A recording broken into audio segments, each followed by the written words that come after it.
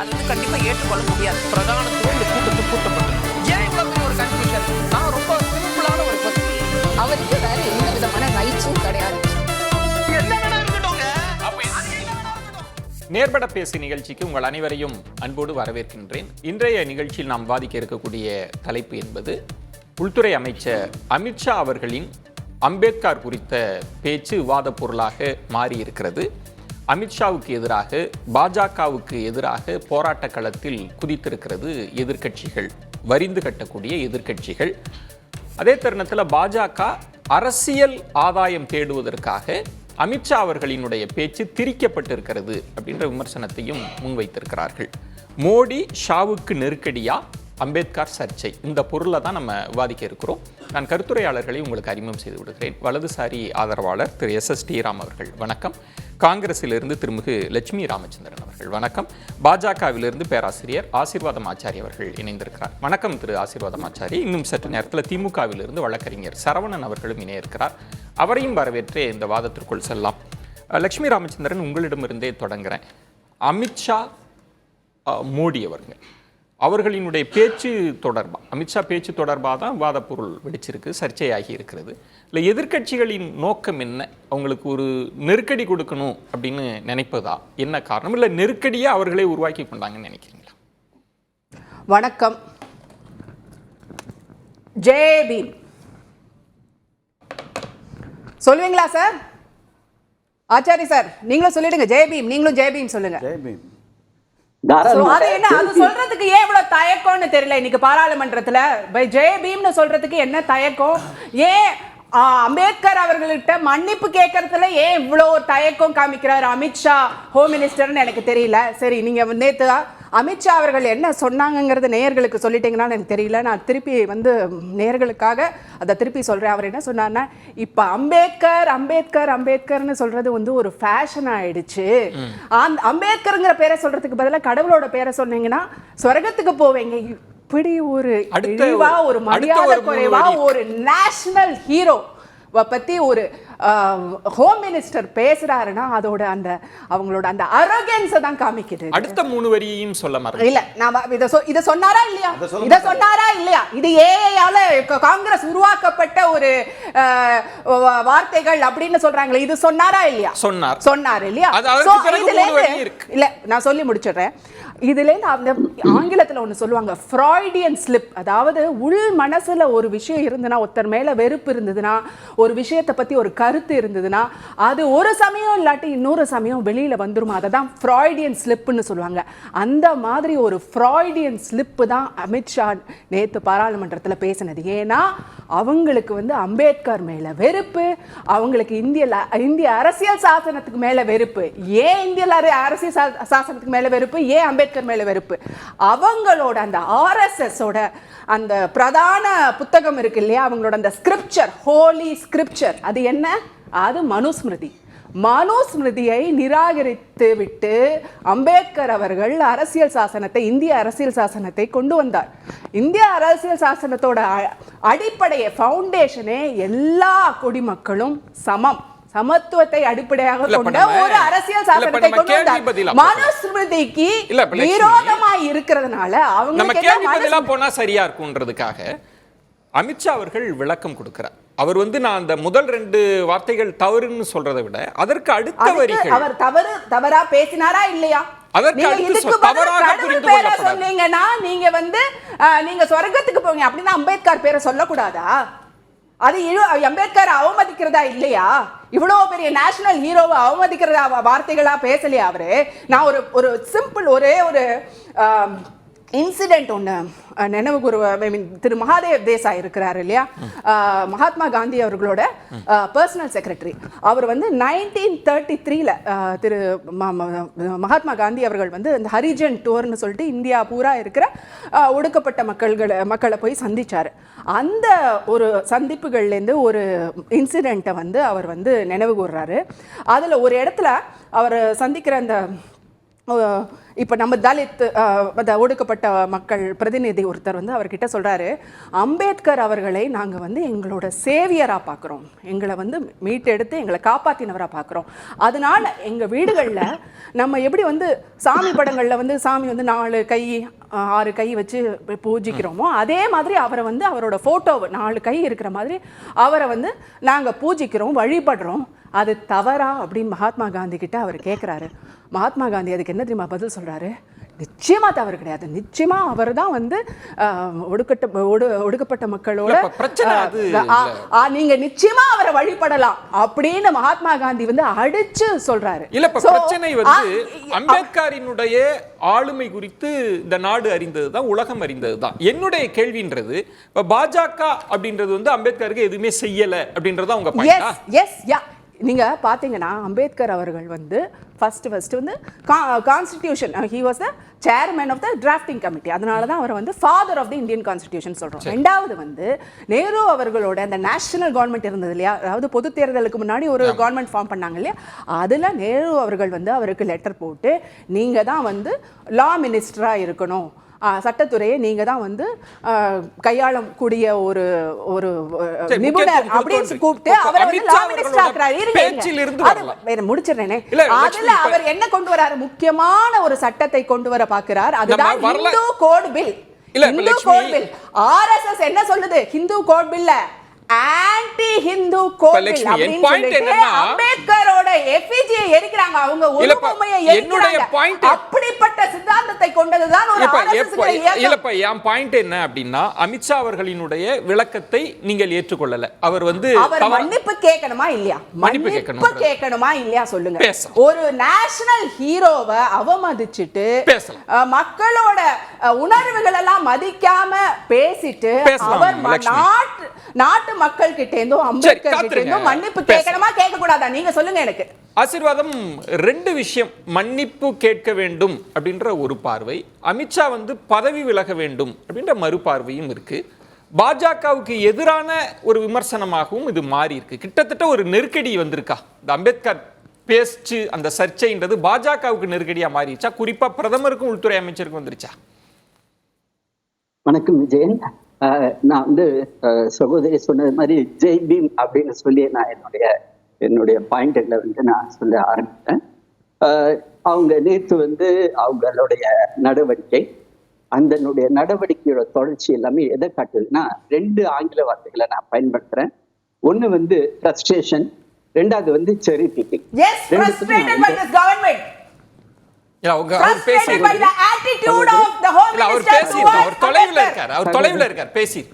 சகோதரி, நான் கொஞ்சம் தயவு செய்து பேச விடுங்க. ஏன்னா நீங்க வந்து ரொம்ப உணர்ச்சி வசப்பட்டு பேசிட்டு இருந்தீங்க, நான் ரொம்ப கேட்டுக்கிட்டு இருந்தேன். கண்டிப்பா பேசணும், நான் பேசணும், கண்டிப்பா பேசணும். நானும் அதே உணர்ச்சி வசப்பட்டுதான் நானும் பேசணும். பட் அதே சமயத்துல நம்ம இன்னொருத்தவங்களுக்கும் பேசக்கூடிய வாய்ப்பு கொடுக்கணும். நான் 2 வார்த்தைகளை யூஸ் பண்ண விஜய். ஒண்ணு வந்து முதல் வார்த்தை ஃப்ரஸ்ட்ரேஷன்.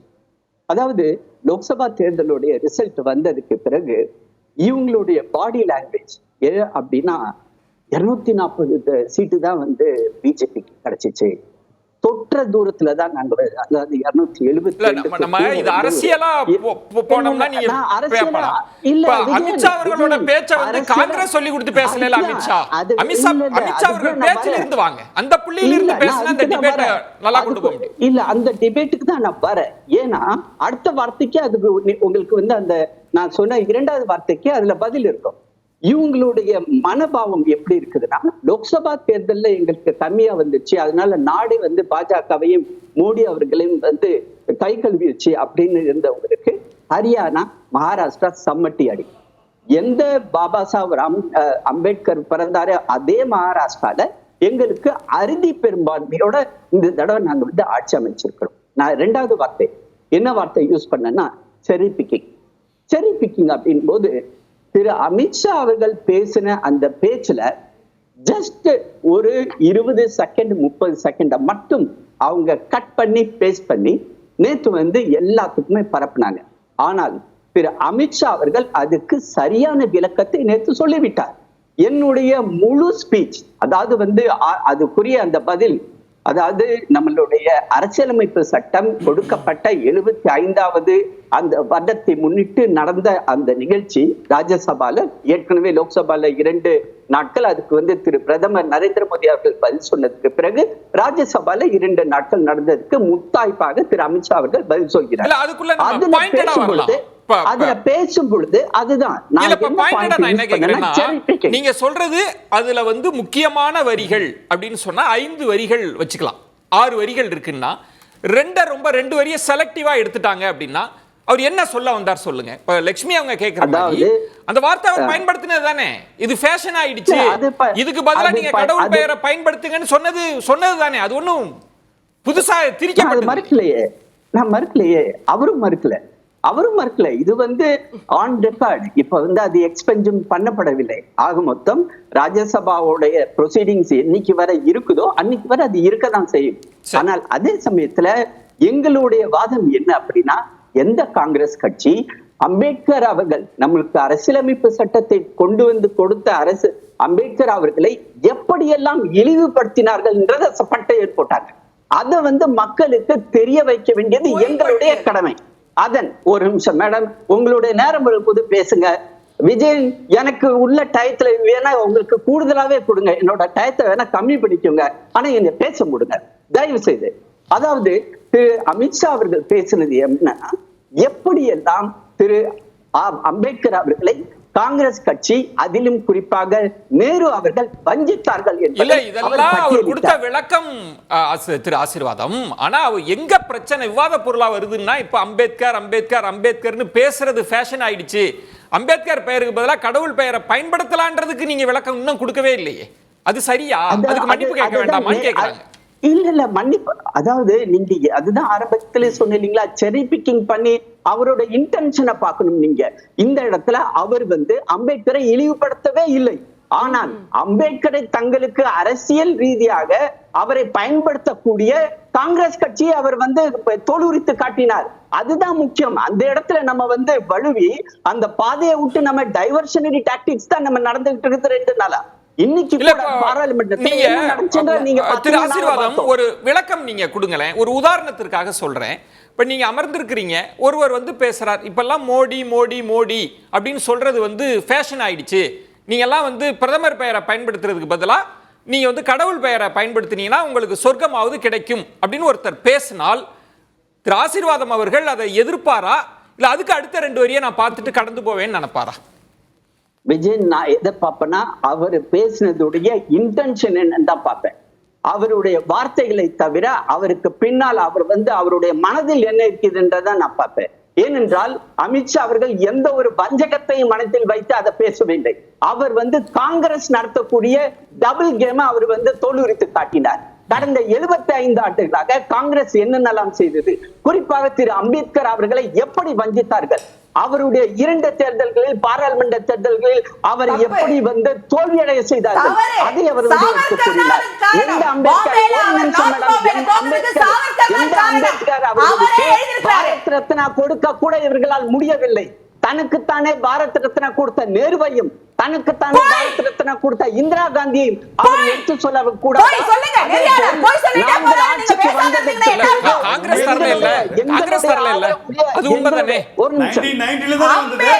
இல்ல 1990ல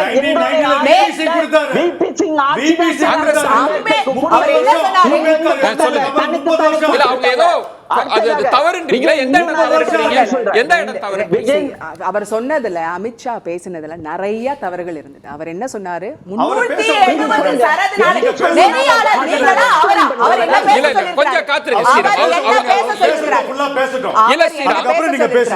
ஆசீர்வாதம் அவர்கள் சொன்னதுல எந்த இடம் தவறு, என்ன தவறு அவர் சொன்னார்? சொல்லி முடிச்சிடுறேன், கொஞ்சம் வெயிட் பண்ணுங்க. இல்ல சுருக்கமா சொல்லுங்க, நான் உங்களுக்கு நிறைய நேரம் கொடுத்தேன்.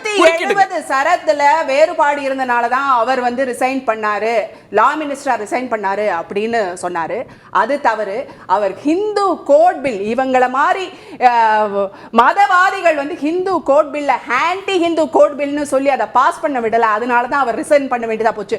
ஆர்எஸ்எஸ் அவரோட உருவ பொம்மையை எரிச்சது, ஹிந்து கோட் பில் இன்ட்ரோடியூஸ் பண்ண அடுத்தது இல்ல, அவர் பாம்பே, ரொம்ப இல்ல, நேரம் நார்த் இருக்கு. பாம்பே அவருக்கான சீட்ல, நேரம் கொடுங்க. நார்த் ஒத்துழைப்பு பாம்பே கொடுங்க, சீட்ல அவர் லட்சுமி. போனதுக்கு காரணம் லட்சுமி. சாவர்கர் தான் அம்பேத்கரை எழுதி லட்சுமி. வச்சுட்டு போயிருக்காரு. ஒத்துழைப்பு கொடுங்க. இதுல ரெண்டு விஷயம் திரு No, I ஆசீர்வாதம் will quote from the book. இல்ல கொஞ்சம் ஒத்துழைப்பு கொடுங்க. நேர நெருக்கடியும் இருக்கு. பாயிண்டடா போவோம், பார்வையாளர்களுக்கு புரியுன்றதுனால. அம்பேத்கரை தோற்கடித்தது காங்கிரஸ் அப்படின்னு சொல்றீங்க. அதுல என்ன ஒரு முக்கியமான விஷயம்னா, அம்பேத்கர் டாக்குமெண்ட் பண்ணியிருக்கிறார். டாங்கேவை சொல்றார், சாவர்கரை சொல்றார், எனக்கு எதிராக சதி செய்து விட்டார்கள் அப்படின்னு. ஏன்னா 37,000 வாக்குகளுக்கு மேல நினைக்கிறேன் செல்லாத வாக்குகளா போகுது. அங்க 2 தொகுதி முறை இருந்தது. அம்பேத்கரே குறிப்பிடுறது 2 பேரை தான், டாங்கேவையும் சாவர்கரையும் தான். நீங்க எப்படி காங்கிரஸ் சொல்ல முடியும்ன்ற ஒரு கேள்வியும் இருக்கு. இதோட இணைச்சு அதுக்கு பதில் சொல்லுங்க. அந்த இடத்தை தான் நீங்க சொல்றது தப்புன்னு சொல்றாங்க லட்சுமி. இல்ல விஜயன், அதாவது எந்த ஜனசங்கத்தை சேர்ந்த எந்த RSS இயக்கத்தை சேர்ந்த திரு தத்தோபந்த் தேங்கடி தான் அவருக்கு போலிங் ஏஜென்டா இருந்தாரு. அதையும் நீங்க மறைச்சு பேசுறீங்க. அதே அம்பேத்கர் அந்த ஹிந்து கோட் பில் அவர் ரெசிக்னேஷன் பண்ணும்போது ஆன் கோட் நான் படிக்கிறேன், ஒரே ஒரு செகண்ட் தான் நான் எடுப்பேன். The entire attention of the Prime Minister goes only to the interest of the Muslims. I am not against this. But is it that only the interest of the Muslims are to be taken care of as if they are the only residents of India? What about the scheduled castes, scheduled tribes? In fact, their interests need to be taken care of more than the Muslim. இது யார் சொன்னது தெரியுமா? அம்பேத்கருடைய கொடும்பாவியை எரித்த இயக்கம் RSS இயக்கம். அவர் முடிக்கிட்டோம். பதில் சொல்லிட்டாங்க. அம்பேத்கருடைய ரெண்டு பேரும் ஒரே நேரத்துல பேசினா கேட்காது பார்வையாளர். விஜயன், அம்பேத்கர் அவர்கள் தன்னுடைய ரெசிக்னேஷனுக்கு பிறகு பாராளுமன்றத்துல பேசக்கூட விடாம தடை போட்டது இந்த காங்கிரஸ் ஆட்சி. அதுதான் நடந்தது. அதை தான் மக்கள் எனக்கு ஒரு விளக்கம் கொடுங்க. திரு ஆசீர்வாதம் எனக்கு ஒரே ஒரு விளக்கம் கொடுங்க. இல்ல எனக்கு ஒரு விளக்கம் கொடுங்க. நம்ம வரலாற்றை பேசுறப்ப இருக்கிற பெரிய சிக்கல், இப்ப நீங்களும் பேராசிரியர், வரலாறு நீண்ட நெடிய பக்கங்களை கொண்டது, நிறைய நேரம் விவாதிக்க முடியாது. இந்து சட்ட மசோதாவை கொண்டு வந்த போது உங்கள் நிலைப்பாடு, கிட்டத்தட்ட உங்கள் மூதாதையர் நிலைப்பாடு என்ன? அதை ஏற்றுக்கொண்டீர்களா? அவர் செஞ்ச எல்லா திருத்தத்தையும் ஏற்றுக்கொண்டீர்களான்னு கேட்கிறேன். பட் அதே சமயம் அம்பேத்கரை இவங்க ஏத்துக்கிட்டாங்களா? இல்ல அது வேற டிபேட். நான் அத கேக்குறேன். இல்ல நீங்க ஒண்ண டிஸ்கஸ் பண்ணும்போது இன்னொரு நீங்க டிஸ்கஸ் பண்ணுங்க. அதனால தான் சொல்றேன். அவர் வெளியில் வைத்த விமர்சனம்ன்றது வேற. நான் வரலாறு போறேன்றேன். நீங்க விமர்சனத்தை நீங்க ஈக்குவலா வைங்க. எந்த நேருவுக்கு விஜய் இல்ல இந்த விவாதமே இது தவறான விவாதம். இல்ல இது தவறான, இந்த பிரமிஸே தவறு. அவர் முடிச்ச இந்த பிரமிஸே தவறு. இல்ல நீங்க முடிச்ச பிறகு பேசுங்க. நீங்க ஒரு பகுதியை மட்டும் பேசுவது தவறு அப்படின்றத நான் நினைக்கிறேன். இப்ப இருக்கிற சூழல் அப்படின்றது எதிர்க்கட்சிகள் திட்டமிட்டு அதுதான் சொல்றாரு. இப்ப ஆசீர்வாதம் அவர்கள் சொன்னதும் அமித்ஷா அவர்கள் விளக்கத்துல சொன்னது, என்னோட ஸ்பிரிட் இருக்குல்ல, நான் பேசினதினுடைய உள்ளார்ந்த அர்த்தம் இருக்குல்ல, அதை விட்டு 2 வரியை வச்சுக்கிட்டு பேசிட்டு இருக்காங்கன்ற. விஜயன் அவர்களே, நீங்க அருமையான ஒரு கேள்வியை கேட்டீங்க. மோடின்னு சொல்றது ஃபேஷனா? கடவுள் பேரை சொன்னா சொர்க்கத்துக்கு போவேன்னா ஒத்துப்பாரான்னு கேட்குறேன். இது அவருக்கு ஒரு அவமானம் இல்லையா? அப்போ என்ன சொல்றீங்க? அவர் பேரை ஏன் சொல்றீங்க அப்படின்னு தானே கேள்வி கேட்குறீங்க. திருப்பியும் கேள்வி கேட்டீங்க. இதில் ஏதாவது எடிட் பண்ணியிருக்காங்களா? அவர் சொன்ன வார்த்தைகள் தானே அதுனா முழுவிதம் விட வேண்டியதானே? யார் வெட்டி போட்டாங்களோ கைது செய்து சிறையில் அடைக்க வேண்டியதானே? அதான் எல்லாத்தையும் வச்சிருக்கீங்களே, ஏவல் படையை வச்சிருக்கீங்கல்ல, சிறையில் அடைக்க வேண்டியதானே? எது தடுக்கிறது உங்களை? அமித்ஷா அவர்களுடைய பேச்சை திரித்து விட்டார்கள்னா ஜெயிலில் போடுங்க சார். ஏன் ஸ்டால் பண்றீங்க? ஏன் ஸ்டாப் பண்றீங்க? அதே போல பாஜக இதை லாவகமாக திசை திருப்புகிறது. இப்போ காங்கிரஸுக்கு அம்பேத்கர் அவர்களுக்கும் என்ன ரிலேஷன்ஷிப்ன்றது பிரச்சனை கிடையாது. பாஜக எப்படி அவருடைய பெயரை இழிவுபடுத்தலாம் அப்படின்றதுதான் முக்கியமான கேள்வி. இவர்களுடைய வரலாறு என்ன? RSS என்ன பண்ணாங்க? ஹிந்து கோட் பில் வரும்பொழுது அண்ணல் அம்பேத்கருடைய இதை எரிச்சாங்க, எஃபிஜியை எரிச்சாங்க. இல்லன்னு சொல்லுவாரா அவரு? நீ RSS பேசினா காங்கிரஸையும் பேசணும்ல? இல்ல ஒரு நிமிஷம் இருங்க. நீங்க ரெண்டையும் பேசுறதுக்கு இல்லங்க. அதுக்கு நான் வரேன். அதாவது சொல்றேன், இது காங்கிரஸ் வெர்சஸ் பிஜேபி கிடையாது. காங்கிரஸுக்கும் பிஜேபிக்கும் இந்தியாவில் இருக்கக்கூடிய ஒட்டுமொத்த தலித்துடைய நலனை பத்தியோ எதை பத்தியோ அவங்களுக்கு ஒட்டுமொத்தமா குத்துக்கைக்கு போடல. இது காங்கிரஸ் பிஜேபி கிடையாது. அதையும் தாண்டி யார் இழிவுபடுத்தியிருக்கா?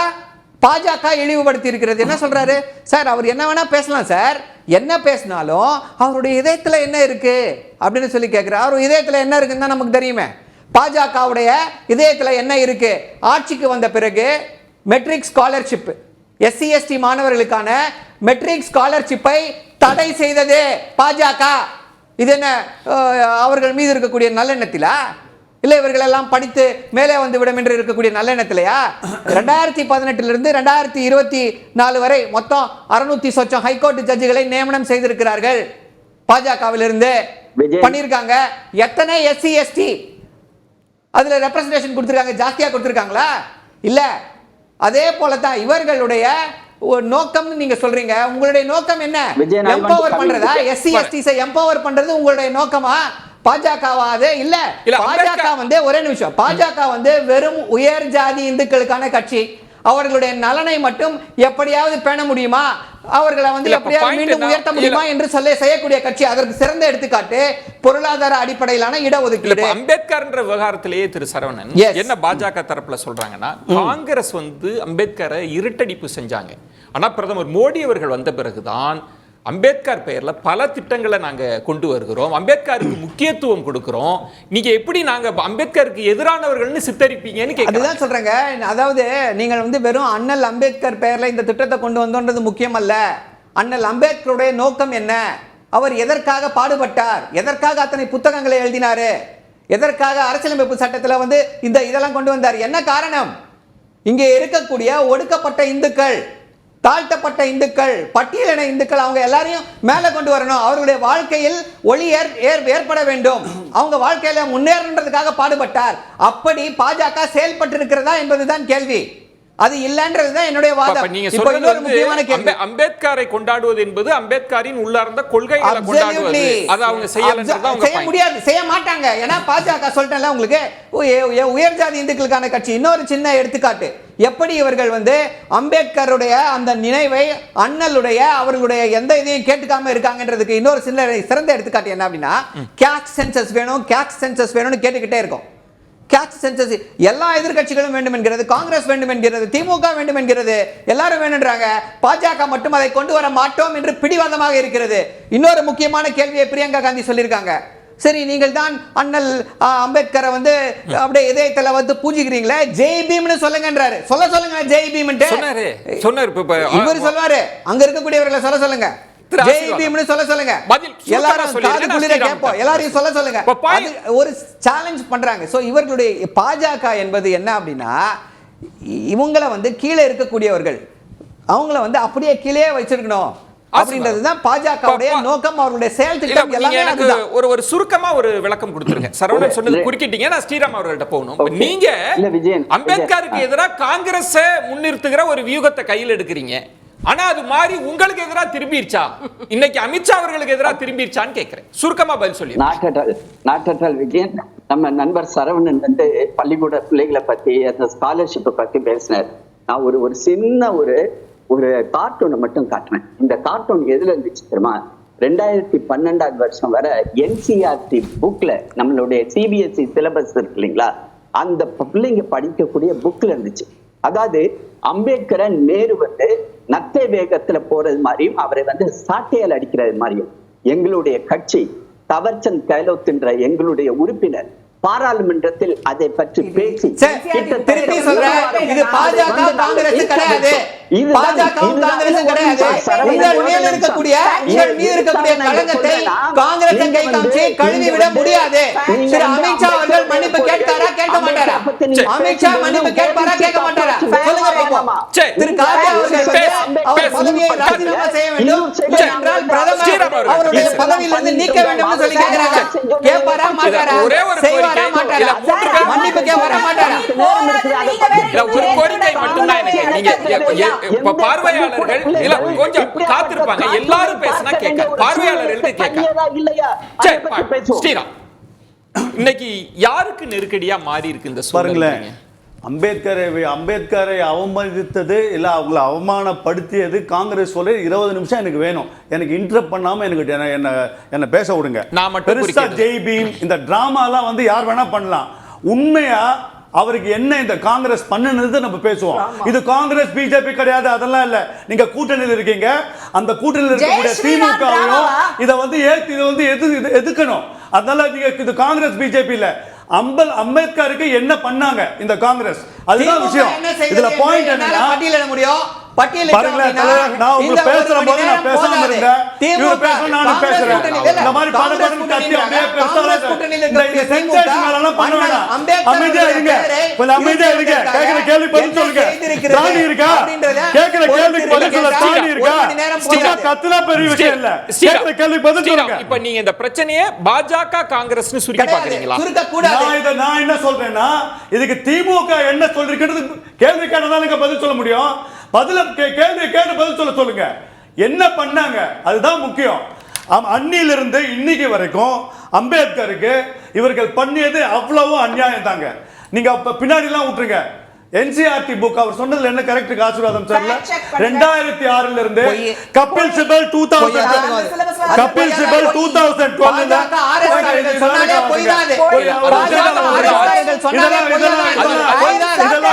அந்த விவாத பொருளா ஆனது. அது 2012ல கபில் சிபல் HRD மினிஸ்டர் பார்லிமெண்ட்ல மன்னிப்பு கேட்டிருக்காரு. சும்மா இங்க உட்கார்ந்து பின்னாடி அடிக்கிற மாதிரி ஒரு காட்டும். அதுக்கு பதில் சொன்னாங்களா? பெரிய விஷயமா? அம்பேத்கர் நீங்க நடத்துவீங்களா? அவர் இறந்தது எப்போ? அவருக்கு பாரத ரத்னா கிடைச்சது எப்போ? 31 வருஷம். ராஜீவ் காந்தி இறந்த 2 மாசத்துல அவருக்கு பாரத ரத்னா. இந்திரா காந்திக்கு 1701 பாரத ரத்னா. பாரத ரத்னா 1954 வந்த போது 55ல திரு நேருக்கு பாரத ரத்னா. அதை விடுங்க. சாம் பெட்ரோடா நேரு தான் கான்ஸ்டிடியூஷனுக்கு அதிகமாக உழைத்தார். நேரு தான் அம்பேத்கரோட அதிகமாக கான்ஸ்டிடியூஷன் செய்திருக்கிறார். அவர் ட்வீட் பண்ணது என்னால நிரூபிக்க முடியும். என்ன வேணா சேலஞ்ச் பண்றேன். Challenge I challenge you. அந்த ட்வீட்டை சாம் பெட்ரோடா போயிட்டார். அதை விடுங்க. திருப்பி சொல்றேன். எவ்வளவு வேணா சொல்லலாம் உங்களுக்கு. இல்ல எனக்கு வந்து கிட்டத்தட்ட இதுவும் நாடாளுமன்ற மாதிரியே எனக்கு தோணுது. ஒரு பாயிண்ட் ஒரே ஒரு இல்ல கேள்வி பதில் நீங்க பேசுறீங்க. ஒரு கேள்வி அம்பேத்கர் செஞ்ச அநியாயத்தை சொல்லி ஆகணும். இல்ல கேள்வி பதில் இந்த காங்கிரஸ் கட்சியும் என்ன செய்ததுன்னு சொல்லணும். இல்ல இப்ப கேள்வி பதிலா பண்ண ஒரே ஒரு கேள்வி. இன்றைக்கு இந்தியாவில் இருக்கிற பல இயக்கங்கள் அமித்ஷா அவர்கள் பேசியதை தவறுன்னு சொல்றப்ப நீங்க திரும்ப திரும்ப காங்கிரஸ்னு சுருக்கிட்டு இந்த பிரச்சனையில இருந்து பாஜக நழுவ அமித்ஷா அவர்கள் சொன்ன விஷயம் அதுதான் இன்டர்பிரேஷன். உங்களுக்கு எப்படியோ நீங்க இவ்வளோ அம்பேத்கர் பேரை சொல்றீங்களே, ஆனா நீங்க என்ன காரியம் பண்ணீங்கன்னு சொல்ல வர்றதுதான் இவங்க திரிக்கிறாங்கன்றத அவர் சொல்றாரு. எங்க 2003ல திமுக இருந்த பாஜக வாஜ்பாய் இருந்த போது எல்லா உங்க நேரு காந்தி மிஸ்டர் காந்தி விடுங்க, மகாத்மா காந்தி விடுங்க, நேரு அவர்கள், இந்திரா காந்தி அவர்கள், ராஜீவ் காந்தி அவர்கள் எல்லாருக்கும் ஏக்கர் கணக்கில் பெரிய பெரிய மணிமகுடம் கட்டினீங்களே, அம்பேத்கர் உங்களுக்கு என்னைக்காவது கட்டணும்னு தோணுச்சா? அந்த 2003ல வாஜ்பாய் வாங்கி அந்த நிலத்தை வாங்கி ஃபவுண்டேஷன் போட்ட போது கூட இருந்த திமுக 2004ல காங்கிரஸ் போன உடனே 10 வருஷம் இந்த திமுக எங்கேயாவது அம்பேத்கருக்கு மணிமகுடம் கட்டுங்கன்னு சொல்லுங்களேன். சரவணன் நீங்க சொல்லுங்களேன் பார்க்கலாம். அன்னைக்கு வாய மூடி எங்களுக்கு ஐடி போர்ட்ஃபோலியோ வந்தா போறோம், எங்களுக்கு ஷிப்பிங் போர்ட்ஃபோலியோ வேணும்னு கேட்ட இவங்க அம்பேத்கர் வாஜ்பாய் அவர்கள் வாங்கிய மணிமகுடத்தை கட்டுன்னு சொல்லி திமுக என்னைக்காவது சொல்லிருக்காங்களா? சொல்ல மாட்டாங்க. 2014ல மோடி அவர்கள் வந்து 2016ல அது ஃபவுண்டேஷனை போட்டு 2018ல அதை முடிச்சிருக்காங்க. அம்பேத்கரை பத்தி இவங்க பேசுறதுக்கு அருகதையே இல்லாதவங்க திருப்பி சொல்றோம். ஒட்டுமொத்தமா சொல்றதுனால இப்ப நீங்க திமுக சொல்வதனால இப்ப ஒரு ஸ்டேட்ல அம்பேத்கர் பெயரை பயன்படுத்த கூடாது என்பதற்காகவே இங்க வந்து நான் அம்பேத்கர் பெயர்ல சட்ட பல்கலைக்கழகமே கொண்டு வருவேன் அப்படின்னு திமுக அங்க கொண்டு வந்து 1989 தார்மீகத்தின்படி இந்த கேள்வி அமித்ஷாவுக்கு எதிராக காங்கிரஸ் நீங்க கேட்ட மணிமகுடத்துக்கு நீங்க வாயை திறக்கல. உங்களுக்கு என்ன போர்ட்ஃபோலியோ வேணும்னு மட்டும் கேட்டீங்க. ஆனா 2003 வாங்கிய திரு வாஜ்பாய் அவர்கள் பில்பூர் ரோட்ல வாங்கிய டெல்லியில அந்த நிலத்தை ஃபவுண்டேஷனை போட்டு 10 வருஷம் ஒரு நாள் நீங்க மணிமகுடம் கட்டுங்கன்னு சொன்னீங்களா? சொல்லலையா? What can அந்த be a டெல்லியில greater எங்க tribute இந்த than காங்கிரஸ் a law கட்சியில university? இந்த காங்கிரஸ் கட்சியில் சர்தார் பட்டேலுக்கு என்ன நடந்தது, திரு அம்பேத்கருக்கு என்ன நடந்தது, திரு நரசிம்ம ராவுக்கு என்ன நடந்தது, திரு திரு திரிபாதி இவர் சீதாராம் கேசருக்கு என்ன நடந்தது, காமராஜருக்கு என்ன நடந்தது? இந்த கட்சியில குடும்பத்தை தவிர பெரும் காங்கிரஸ் தலைவர்கள் யாருக்கும் மதிப்பும் இல்லை, மரியாதையும் இல்லை. அத்வானிக்கு என்ன நடந்தது? சுஷ்மா என்ன சொன்னாங்க? யாரா வந்து சொன்னாங்களா? ஏதாவது சொன்னாங்களா? காமராஜர் நீங்க என்ன பண்ணீங்க? தமிழ்நாட்டுல கல்விக்கு அந்த காமராஜர் என்ன பண்ணீங்க? ஒதுக்கி வச்சீங்க. எந்த இடத்துக்கு நம்ம நகர்ந்துட்டோம் அப்படின்னா அது அரசியல் சூழல்ல தவிர்க்க முடியாததுதான், என்னாலையும் உணர முடிகிறது. யார் அவமதித்தார்கள் என்ற இடத்துக்கு போகிற போது அரசமைப்பு நிர்ணய சபை அரசமைப்பை உருவாக்குவதில் அம்பேத்கர் இடம்பெற வேண்டும் அப்படின்ற அழுத்தம் எங்கிருந்து வந்தது? அந்த இடத்தை யார் கொடுத்த? இன்னைக்கு நீங்க எல்லாரும் சொல்றீங்க அவர் தான் சிற்பி அப்படின்னு. அவருக்கா கிடைச்ச இடமா அது? அவர் அதுக்கெல்லாம் தாண்டியவர். நான் அந்த அதுக்குள்ள இல்ல, அவர் மேதமை அடைந்தவர். ஆனா யார் அவரை கரம் பிடிச்சு அழைச்சிட்டு வந்தாங்க? அந்த ரோல் இல்லையா காங்கிரஸ்க்கு? ஓகே ஓகே, அது வந்து இருக்கட்டும். ஆனால் ராஜேந்திர பிரசாத் வந்து அம்பேத்கரை பத்தி நம்ம வந்து ஒரு கோட் கொடுத்திருக்காரு. அதை சொல்லி நான் வந்து இத அடுத்த கட்டத்துக்கு நோக்கி நகர விரும்புகிறேன். அம்பேத்கர் அப்படின்றவரு no one took greater care and trouble over constitution making than doctor Ambedkar. அடுத்தது Ambedkar was a skillful pilot of constitution. இது ரெண்டுமே ராஜேந்திர பிரசாத் அம்பேத்கரை பத்தி சொன்னார். ஆனா அதே அம்பேத்கர் பத்தி மவுண்ட் பேட்டனோட ஒய்ஃப் எட்வினாவுக்கு நேரு கடிதம் எழுதுறாரு. இந்த முதல் தேர்தல் நடந்துச்சு இல்லைங்களா, அதுல அம்பேத்கர் தோத்துட்டாரு, கம்யூனிஸ்டுகளை விட அவர் தோத்துட்டாரு. இது வந்து நேரு வந்து அம்பேத்கருக்கு அம்பேத்கரை டாக்குமெண்ட் பண்றாரு திரு ஆசீர்வாதம். நீங்க அந்த தோல்வி குறித்து பேசுறதுனால நான் ஒரே ஒரு கேள்வி விளக்கம் கொடுங்க. அம்பேத்கரை டாக்குமெண்டேஷன் பண்ணிருக்காருன்னா அம்பேத்கர் ஏன்னா நீங்க கேட்ட கேள்விக்கு ரெண்டு பேரை குற்றம் சாட்டுறாரு. ரெண்டு பேரை குற்றம் சாட்டுறாரு. என்ன முடிங்க விஜய் டாங்கே சாவர்கர் இந்த ரெண்டு பேரும் தான் எனக்கு எதிராக சதி செய்தார்கள் இருக்கட்டும். ஆனால் எந்த பிரதமருக்கு முதலாக நாட்டுடைய பிரதமர் பதவி வைக்கக்கூடிய நேருவுக்கு எவ்வளவு ஒரு பெரிய மதிப்பு மரியாதை கிடைக்க வேண்டிய சூழ்நிலையில் அவர் வந்து மவுண்ட் பேட்டனுடைய ஒய்ஃபுக்கு கடிதம் எழுதுறாரு. நம்மளுடைய பி.ஆர். அம்பேத்கர் பத்தி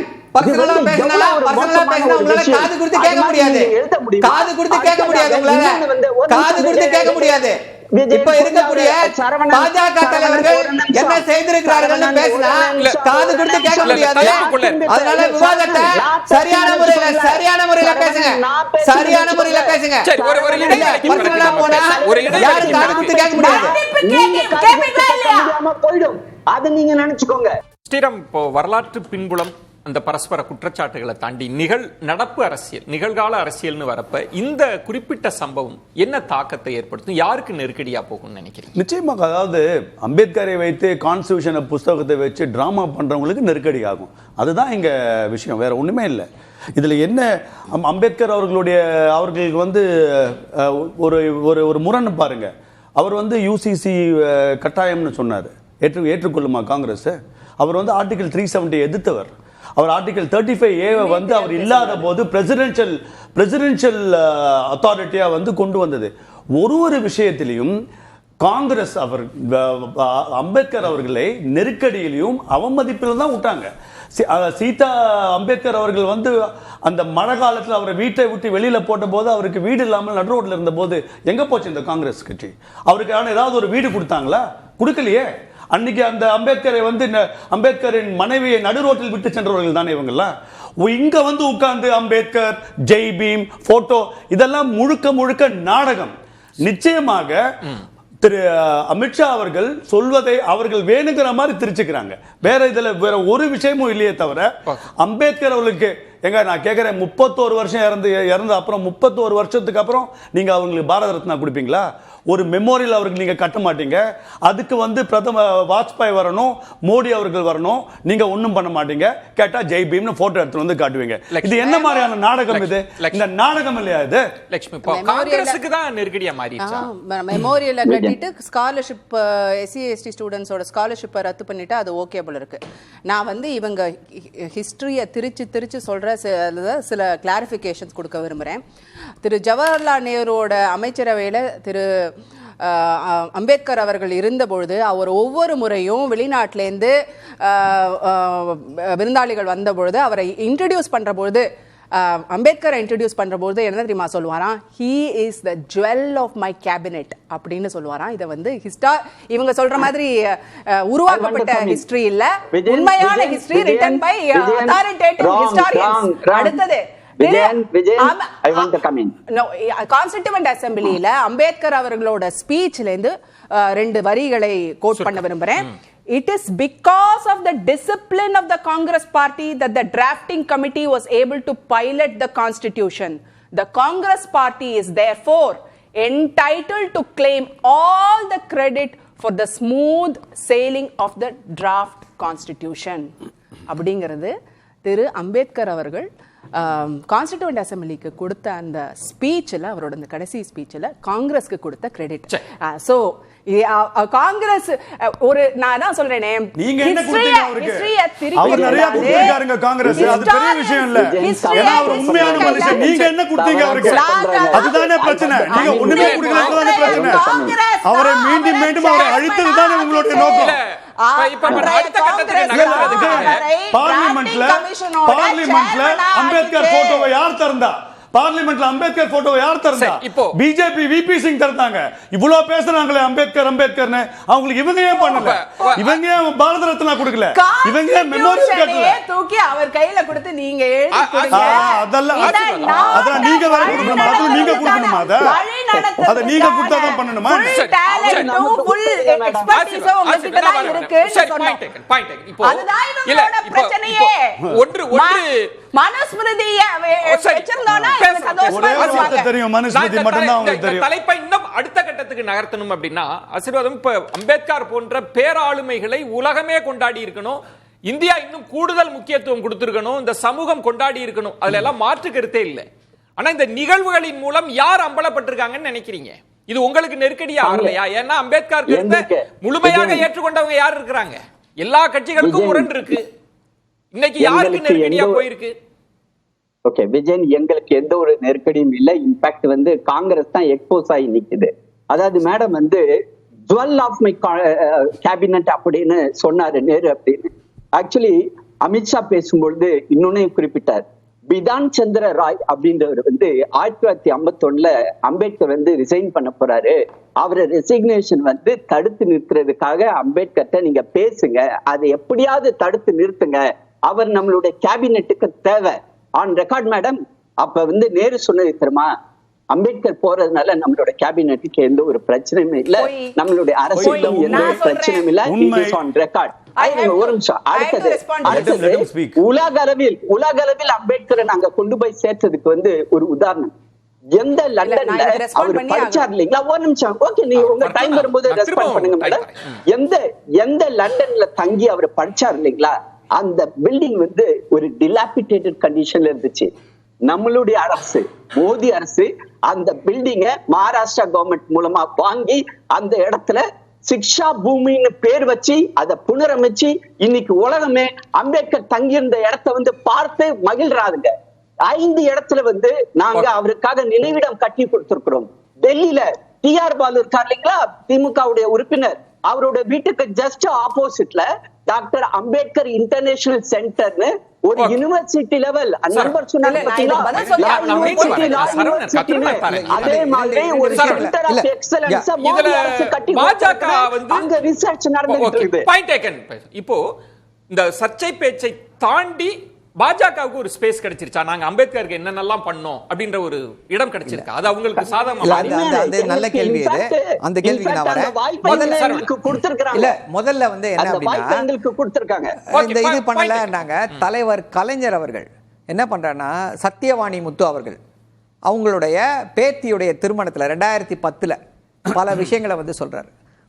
முதல்ல இந்தியாவில் வந்து அண்ணல் அம்பேத்கர் பெயர்ல ஒரு கல்லூரியை ஆரம்பிக்க வேண்டும் அப்படின்னு சொல்லி அன்னை சத்தியவாணி முத்து அவர்கள் வந்து அண்ணா மறைவுக்கு பிறகு தலைவர் கலைஞர் முதல்வரான பிறகு பெரம்பூர் தொகுதியில் தான் வரணும்னு சொல்லி அங்கே வந்து முதலாக இந்தியாவிலேயே கல்லூரி அம்பேத்கர் பெயரில் ஆரம்பிக்கப்பட்டது. அதன் பின்னர் சட்ட பல்கலைக்கழகம் அமைக்கப்பட்டது. சட்ட பல்கலைக்கழகத்திற்கு வந்து இடம் எங்கே அப்படின்னு கேட்கும்போது தலைவர் கலைஞர் அவர்களுக்காக ஒதுக்கப்பட்ட இடத்தை, இந்த இடத்தை நீங்கள் எடுத்துக்கோங்க, இந்த இடத்துல நீங்கள் சட்ட பல்கலைக்கழகத்தை வைத்துக் கொள்ளுங்கள்னு சொல்லி செய்து காட்டியது யார் அப்படின்னா தமிழ்நாடு அரசு, திமுக தலைவர் கலைஞர் அவர்கள். அதே போல் மகாராஷ்டிராவில் பெரிய போராட்டம், அங்கே இருக்கக்கூடிய தலித் மக்கள் எல்லாம் போராட்டம் நடத்துகிறாங்க. என்ன அப்படின்னா அம்பேத்கர் பெயரில் வந்து ஒரு சட்ட அங்கே ஒரு பல்கலைக்கழகத்துக்கு பெயர் வைக்கணும் அப்படின்னு சொல்லி ஒரு ஆணையை போட்டுட்டு 12 வருஷம் அப்படியே விட்டுட்டாங்க. பெரிய போராட்டம் நடக்கிறது. தலைவர் கலைஞர் என்ன சொல்கிறாரு, இங்கே இருக்கக்கூடிய திமுக தொண்டர்களுக்கெல்லாம் தந்தி அடிங்க, மகாராஷ்டிராவுக்கு தந்தி அடிங்க அப்படின்றாங்க. தந்தி அடிக்கிறார்கள். அப்போ அங்கிருந்த ஆளுநராக இருந்த திரு அலெக்சாண்டர் அவர்கள் வந்து ஃபோன் பண்ணி உங்கள் தந்தியெல்லாம் கிடைக்கப்பெற்றது, அதற்கான ஆணை விரைவாக வரும்னு சொல்லி 12 வருடங்கள் அங்கே போராட்டத்திற்கு பிறகுதான் பெயரே வைக்க முடிகிறது. தமிழ்நாட்டில் அதுவல்ல சூழ்நிலை, யாருமே செய்ய முடியாது. இல்ல பாஜக வந்து என்ன செஞ்சாங்கன்னு எனக்கு தெரியலங்க. நான் உங்களுக்கு கிளியரா எக்ஸ்பிளைன் பண்ணேன். எப்படி ஒரு நிமிஷம் இருங்க, கொஞ்சம் இருங்க சார், கொஞ்சம் இருங்க. ஒரு நிமிஷம் இல்ல, அதுக்கு பதில் சொல்லுங்க. இல்ல முக்கியமான நிலத்துல எதுக்கு நீங்க கட்ட விடல, என்ன கேட்டீங்க, அதுக்கு ஒரு பதில் சொல்லுங்க. என்ன கேட்டீங்க, அடுத்த கேள்வி என்ன கேட்டீங்க, பாஜக இதுல ஸ்பேஸ் கிடைச்சிருச்சான்னு சொல்லி கேட்டீங்க. இல்ல, பாஜக வந்து இதுல டோட்டலா எக்ஸ்போஸ் ஆகி நிக்கிறாங்க.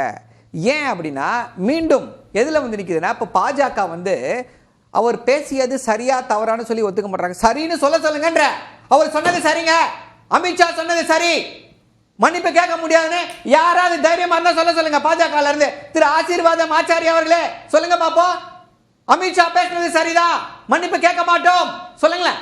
தைரியம் இருக்கா? நீங்க முடியாதவங்களால என்ன பண்றாங்க? காங்கிரஸ் அப்படிங்க ஐயா, காங்கிரஸுக்கும் பாஜகவுக்குமான பிரச்சனை கிடையாது. தவறாக பேசுனதுக்கு மன்னிப்பு, தவறாக பேசவில்லை என்பதுதான் நம்ம ஸ்டாண்ட். கத்திக்காட்ட மன்னிப்பு கேட்கறாங்களா? தலித் மக்களுக்கு எதிராக பாஜக எடுத்து வரக்கூடிய நடவடிக்கைகள் சின்ன எக்ஸாம்பிள் தான் கொடுத்தேன். இன்னொரு எக்ஸாம்பிள் என்னால கொடுக்க முடியும். இப்போ சொல்றேன், இந்தியா முழுக்க 50% தான் இடஒதுக்கீடு இருக்கு. அதை ஏன் உயர்த்த மறுக்கிறது பாஜக? ராமச்சந்திரன், நிறைவு சுற்று எல்லாரும் சுருக்கமா அப்படி சம்ம பண்ணிட்டீங்கன்னா சரியா இருக்கும். குறுக்கிட விரும்பி இருந்தீங்க, சொல்லுங்க.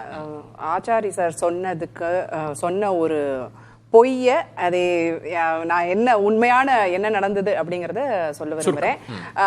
திரு அம்பேத்கர் அவர்கள் ஹிந்து கோட் பில்ல பாஸ் பண்ண முடியாது அப்படிங்கிற விரக்தியில தான் ரிசைன் பண்ணாரு. அவர் ரிசைன் பண்ண பிறகு திரு நேரு அவர்கள் வந்து அவருக்கு ஒரு கடிதம் எழுதுறாரு. அவர் சொல்றாரு, நீங்க எவ்வளவு ஃபீல் பண்றீங்களோ அதே அளவுக்கு என்னால இதை பாஸ் பண்ண முடியலங்கிற அந்த வருத்தம் எனக்கும் இருக்கு. ஆனா இந்த நம்ம அரசாங்கம் கொஞ்ச நாள் தான், அது வந்து எலெக்டட் கவர்மெண்ட் கிடையாது, அது ஒரு நேஷனல் கவர்மெண்ட். நம்ம பீரியட் முடிய போகுது. ஸோ உங்களால கொஞ்ச நாள் இருக்க முடியுமான்னு பாருங்க, நம்ம சேர்ந்து இதை எவ்வளோ கொண்டு போக முடியுமோ கொண்டு போவோம். அதே மாதிரி நீங்க இது வந்து நான் நிச்சயமா கைவிட மாட்டேன், ஒரேடியா இந்த பில்லை பாஸ் பண்ண முடியாட்டா கூட இதை வந்து பகுதி பகுதியா பாஸ் பண்றதுக்கு நிச்சயமாக முயற்சிகள் எடுப்பேன் அப்படிங்கிற வாக்குறுதியை கொடுக்கிறாரு. ரொம்ப வருத்தம் நீங்க ரிசைன் பண்ணதுல அப்படின்னு சொல்றாரு. திருப்பியும் நான் சொல்றேன், திரு அமித்ஷா அவர்கள் முதல்ல மன்னிப்பு கேட்கணும். நேஷனல் ஹீரோவை அவமதிச்சிருக்கிறாரு. அடுத்தது அவரை மினிஸ்ட்ரியில இருந்து சாக் பண்ணணும். பிரதமர் சுருக்கமா சம்ம பண்ணிடுங்க.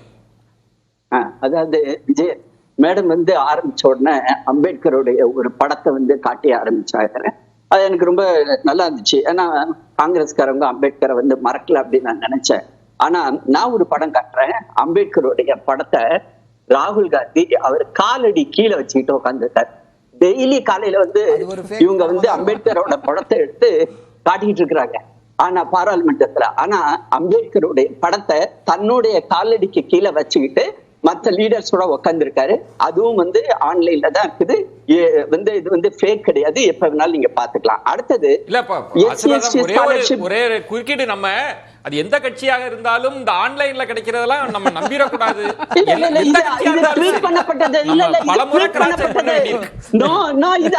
அவருடைய ஹேண்டில் ட்வீட் பண்ணப்பட்டது. தலித் கம்யூனிட்டியை சேர்ந்த லீடர்ஸ் வந்து ராகுல் காந்தி அவர் வீட்டுல போய் பார்க்கும்போது எடுத்த போட்டோ, இது நான் எடுத்த போட்டோ கிடையாது. ராகுல் காந்தி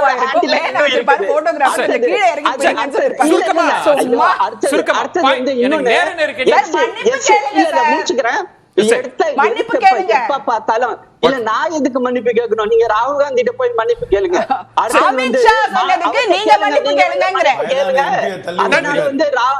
அம்பேத்கரை இழிவுபடுத்துறது ராகுல் காந்தி. அப்புறம் இன்னொரு முக்கியமான பாயிண்ட் இல்ல, ஒரு நிமிஷம். சரவணன் எகைன் வந்து SC/ST ஸ்காலர்ஷிப் நிறுத்திட்டோம், SC/ST ஸ்காலர்ஷிப் நிறுத்திட்டோம் பொய்யான தகவலை பரப்பிட்டே பண்ண முடியுமா? நான் இங்க சேலஞ்ச் பண்றேன். எப்ப எங்க எந்த மாநிலத்துல நான் நிறுத்தணும்னு ப்ரூவ் பண்ண முடியுமான்னு கேக்குறேன். இப்போ என்ன அப்படின்னா, இப்ப பாஜக வந்து எந்த அளவுக்கு இதை கண்டு கலங்கி போயிருக்கிறது அப்படின்னா, இன்னைக்கு போராட்டம் நடத்துகிறாங்க எதிர்க்கட்சி எம்பிக்கள் எல்லாம். ராகுல் காந்தி அவர்களை வந்து சூப்பர்மேன் ரேஞ்சு கொண்டு போயிட்டாங்க. இப்படி நேரா 3 எம்பிக்களை விட்டாங்களாம். ஐசியூல வேற போய் உட்கார வச்சிருக்காங்க பாவம் 3 எம்பிக்களை. இல்லை எப்படி இப்படி ஒரு சூப்பர்மேன் பவர்லாம் திரு ராகுல் காந்தி அவர்களுக்கு வந்ததுன்னு நமக்கு தெரியல. அது அவர்களுடைய ஆற்றாமையை, இயலாமையை காமிக்கிறது. ஏன்னா இந்த நேரட்டிவ் வந்து அவங்க கையை மீறி போயிடுச்சு.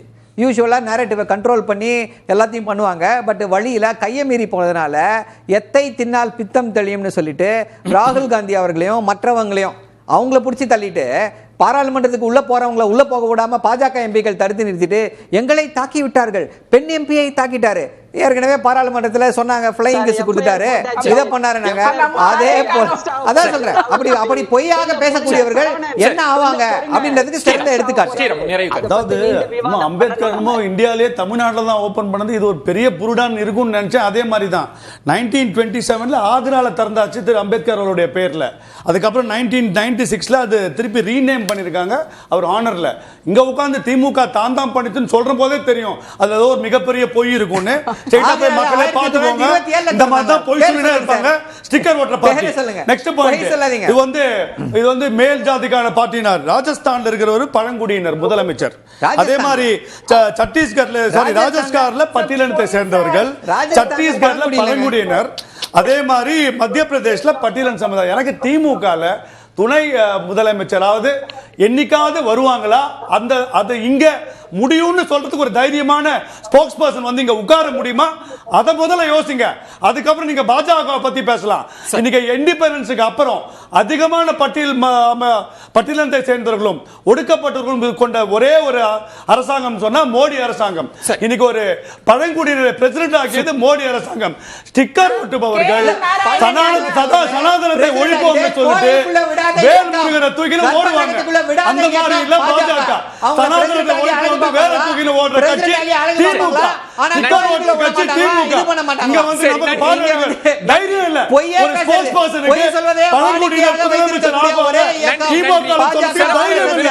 இதுதான் திமுக ஸ்போர்ட்ஸ் பர்சன். நன்றிகளை தெரிவிச்சுக்கிறேன். மற்றொரு தலைப்புல சந்திக்கிறேன். நன்றி, வணக்கம். அது கண்டிப்பா ஏற்றுக்கொள்ள முடியாது. பிரதான கூட்டத்துக்கு